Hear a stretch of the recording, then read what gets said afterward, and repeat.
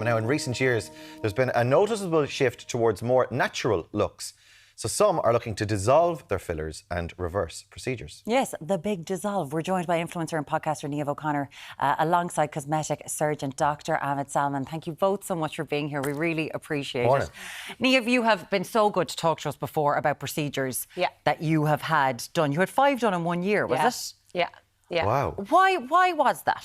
Do you know what? I think I said this to my friends recently, but I was a dancer growing up. So I think that added pressure. Then I think growing up in like the 2000s added pressure. And then on top of that, when I started social media, I think it was like, that was just what set it off. And I rushed into just doing a load of surgeries in a really short period of time. What were they? What did you get done? Or do you mind me asking? No, Sorry. I don't mind. I had a BBL done, then it went horribly wrong. That's the bum, isn't it? Yeah. Went horribly wrong, so had to be removed, and then I had it redone, so that's 3. I had my boobs done and I had my ears pinned back. Yeah. All in 1 year. All in 1 year, which is quite a lot to get done in 1 year. Was your head a bit... Yeah.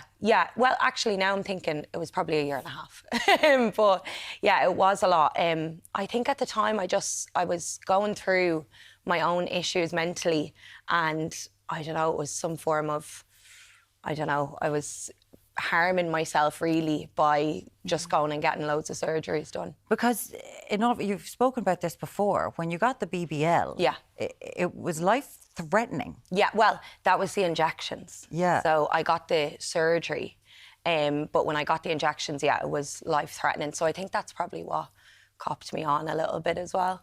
Do you think? Yeah, I think it probably opened my eyes to, oh God, maybe you shouldn't just be rushing into having these things. That it's a big deal. Yes, exactly. Because I know that you went to Turkey was it Turkey? Yes. You went to Turkey for that. Like, Ahmed, there's a lot of psychological assessments sometimes that have to be done when it comes to doing surgeries, isn't there? Absolutely. I mean, the natural journey for a simple breast augmentation is at 5 years. So nobody just really jump into surgery just like that.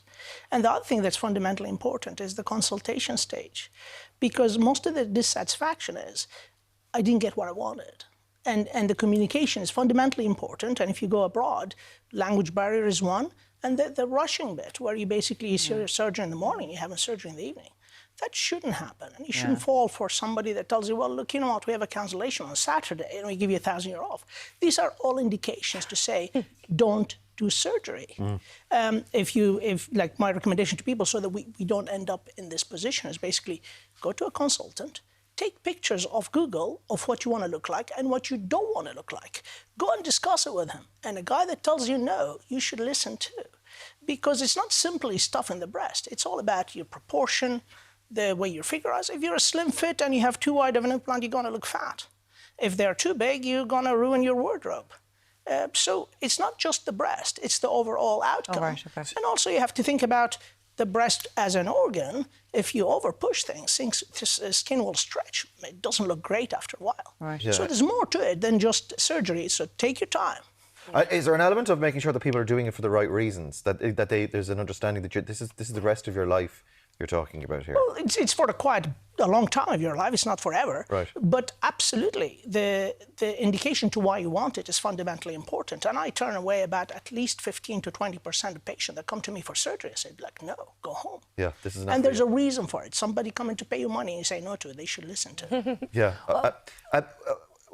Do you ever have situations then, because this is all in the context of reversing procedures, do you ever have situations where people come to you and go, I want it gone, or it went wrong, or it doesn't suit me, rather than people saying, I want to get it done? Do you have to fix? Absolutely. I've been at this game for quite a while, so I do a lot of repair jobs. And the simple thing, sometimes people that had a bad experience, they come and say, I just don't want it. And the question should be a little bit different, is what are you trying to achieve? Because if you remove an implant from somebody, they were too big and the skin has stretched, this aesthetic outcome is not going to be great. And there was a reason for them to have it in the first place. Right, so the discussion should be, what are you trying to achieve? Because simple removal wouldn't be the solution. Maybe we change to a different shape or a different size. Maybe we need an uplift. So we need to take our time to decide what we want, and then eventually end up happy with the outcome. So that's really important to decide. I suppose I'm watching an awful lot of people like some of the gals from Geordie Shore back in the day, and they're reversing it. They're dissolving filler left, right, and centre, and kind of going back to what their faces were. Niamh, for you, have you ever thought, God, I'd like to go back? Yes, absolutely. It's actually something that I'd love to look into doing over the next year or two. Now, I know I probably will never be able to go back to the exact same, but yeah, I rushed into it. I didn't think it through. I think just frontal lobe development as well. I was in my early 20s when I had all this work done. So especially seeing people like Chloe Ferry and, you know, these reality stars that I would have grown up watching that maybe were an influence to do it in the first place, removing them, I think that's a really good thing, because I think that they have the possibility to influence girls to A, not get them done, or B, just love their natural bodies, you know? You said something interesting that I completely had forgotten about. I think I blocked out. You grew up in the time where little girls had Playboy bedclothes. Yeah. Playboy tops. Yeah. Playboy phone cases. Yes. It was very much shoved down your throat, and it really did have an effect on you. Oh, absolutely. I always say, people say to me, when did you first want plastic surgery? I can, as young as I can remember, I wanted plastic surgery, because we grew up looking at like page 3 girls with big, huge boobs. And yeah, so I feel like all of that whole Playboy, like early 2000s influence definitely comes into it. Forgot about all that. It was so bizarre, wasn't it? It was bizarre. It was an insane time to look back on and try and get your head around. So what does it look like in terms of, you know, you've been public, you've said I want to get procedures reversed, and you're very active on social media. Have other people come forward to you and said, yeah, I agree, I've gone through the same thing, I've had the same childhood, same teenage and young life as you, and I did this and I want to turn it around? I've actually had a lot of girls reach out that have had things. Now, when I say reversed, it's like you'll never really be able to fully reverse it, you know? But girls that have had implants removed, I've had quite a few reach out to me, which shocked me, because I didn't think it was like that popular of a thing to do, to remove them.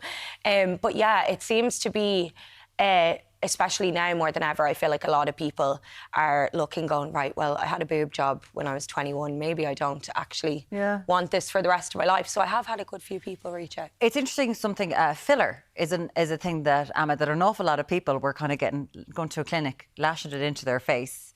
Doesn't have to be done. You know, the regulation is all over the place for things like this.